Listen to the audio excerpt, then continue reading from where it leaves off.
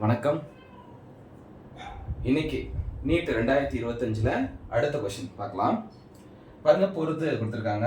ரொம்ப எளிமையான கொஷின்ஸ். இது நீங்கள் நல்லா அட்டன் பண்ணியிருப்பீங்கன்னு நினைக்கிறேன். வைட்டமின்களுடைய பெயர் கொடுத்துருக்காங்க. அது குறைபாட்டு நோய் கொடுத்துருக்காங்க. ஏ ஆப்ஷன் பாருங்கள், vitamin B12, vitamin D, vitamin B2, vitamin B6. அதுக்கு நோய் என்ன கொடுத்துருக்காங்கன்னா சிலோசிஸ். வாயில் ஏற்படக்கூடிய புண்ணுக்கு பேர் தான் வாய்ப்புண் அப்படிங்கிறது தான் சிலோசிஸ். நான் தமிழில் அப்படியே டிரான்ஸ்லேட் பண்ணி எழுதியிருக்கேன். ஆனால் கடைவாயில் ஏற்படக்கூடிய புண் அதுதான் வலிப்பு நோய். கன்வல்ஷன் சொல்லுவாங்க, வலிப்பு வர்றது.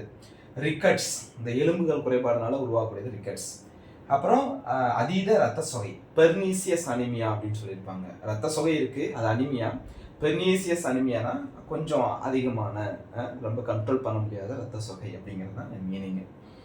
இப்போ அதை பார்த்துனே ஓரளவுக்கு நம்ம கண்டுபிடிச்சிருக்கலாம். B12 அப்படிங்கிறது என்ன அப்படின்னா சயனோ கோபாலமைன் அப்படிங்கிற நேமில் என்ன செய்யும், ப்ரெசென்ட்டாக இருக்கும். இந்த B12 குறைபாடுனால ஏற்படக்கூடியது என்ன?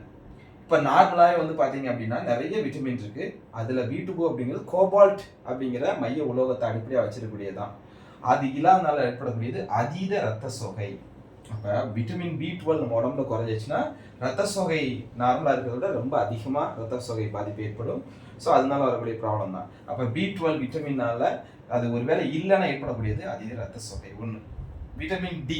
விட்டமின் டிங்கிறது கால்சிஃபெரோல் அப்படின்னு சொல்லுவோம் நம்ம.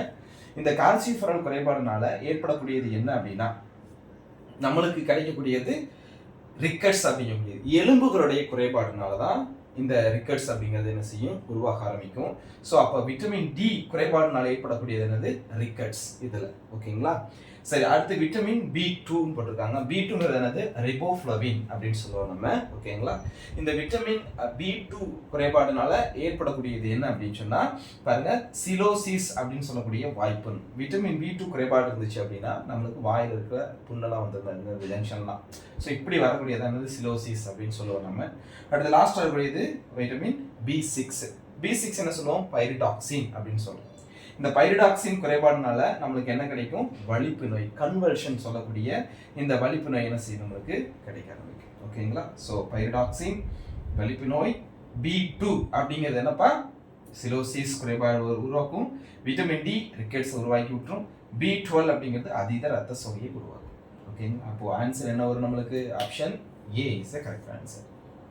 ஓகேங்களா. தேங்க்யூ.